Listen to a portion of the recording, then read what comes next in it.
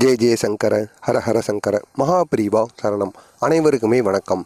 ஸ்ரீ வாசவி ஜெயந்தி இந்த ஒரு நாளில் மே 18 காலையில் எழுந்த உடனே மே 18 காலை எழுந்த உடனே மட்டுமல்லாமல் அந்த ஒரு நாள் முடிவதற்குள்ள இந்த வாசவி ஜெயந்தி அந்த ஒரு நாளில் நம்ம இந்த ஒரு மந்திரத்தை மட்டும் 108 முறைகள் நம்ம கூறிட்டு வந்தோம்னா அதிக அளவில் நமக்கு நன்மைகளானது நடக்குமாம். முக்கியமாக நம்ம நினைத்த காரியம் எதுவாக வேண்டுமான இருந்தாலும் அது கட்டாயம் நிறைவேறும்.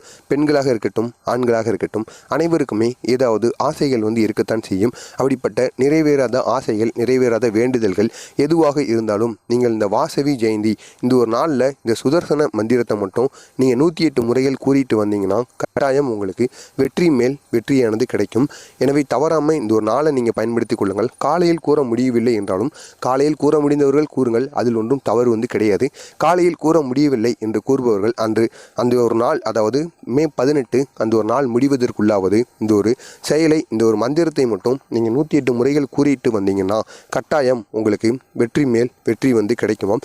எனவே தவறாமல் இந்த ஒரு மந்திரத்தை நீங்களும் கூறிவாங்க.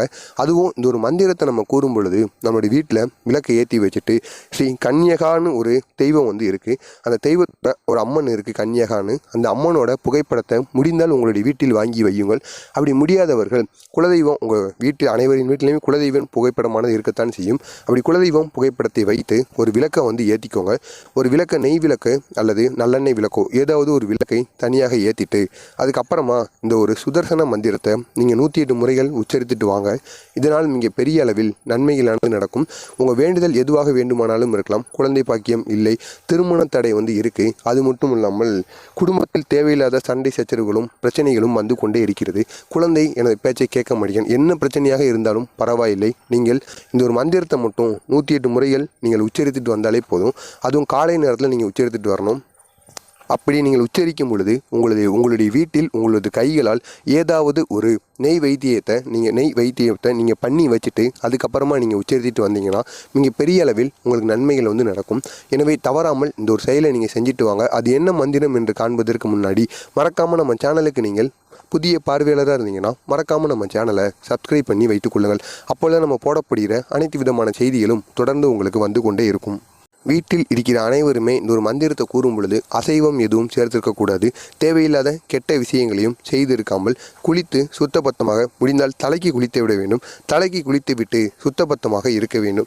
அனைவருமே முடிந்தால் ஒரே ஒரு எலுமிச்சம்பழத்தை கையில் வச்சுட்டு அதுக்கப்புறமா இந்த ஒரு மந்திரத்தை கூறிட்டு வந்தீங்கன்னா கட்டாயம் உங்களுக்கு இருக்கக்கூடிய பயம், அதாவது எதையாவது நம்ம பார்த்து பயந்தோ அல்லது நம்ம வேண்டுதல் எதுவாக இருந்தாலுமே நீங்கள் இந்த எலுமிச்சம்பழத்தை கையில் வச்சுட்டு கூறுறதுனால அதில் அவ்வளவு சக்தி இருக்குமா. எனவே நீங்கள் ஒரு எலுமிச்சம்பழத்தையும் உங்களோட கையில் வச்சுக்கொண்டு இந்த ஒரு சுதர்சன மந்திரத்தை மட்டும் கூறுங்க. அந்த ஒரு மந்திரம் இதுதான், ஸ்கிரீனில் தெரிகிறது அல்லவா.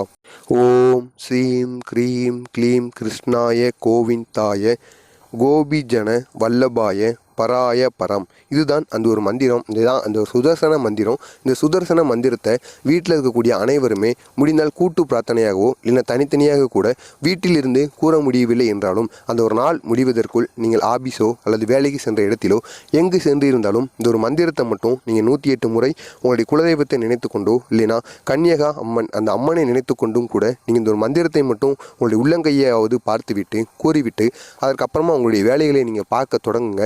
கட்டாயம் நமக்கு என்ன வேண்டுமோ அதை இந்த வாசவி ஜெயந்தி இந்த ஒரு நாளில் கட்டாயம் நமக்கு நிறைவேறுமாம். எனவே தவறாமல் இந்த ஒரு செயலை நீங்களும் பண்ணுங்கள். உங்களுக்கு தெரிந்த நண்பர்கள், உறவினர்கள் அனைவரையும் இதனை செய்து வர சொல்லுங்கள். இது மிகவும் முக்கியமான ஒரு நாளாக கருதப்படுகிறது. அது மட்டுமல்லாமல் இந்த வாசவி ஜெயந்தியானது சனிக்கிழமை என்று வருகிறது. இது மிகவும் அதிர்ஷ்டகரமான நாளாக கருதப்படும். எனவே இந்த ஒரு நாளில் தவறாமல் இந்த ஒரு செயலை மட்டும் நீங்கள் செய்து விடுங்கள். இதனால் மிக பெரிய அளவில் நன்மைகளானது நடக்கும். மறக்காமல் நம்ம சேனலை சப்ஸ்கிரைப் பண்ணி வைத்துக் கொள்ளுங்கள்.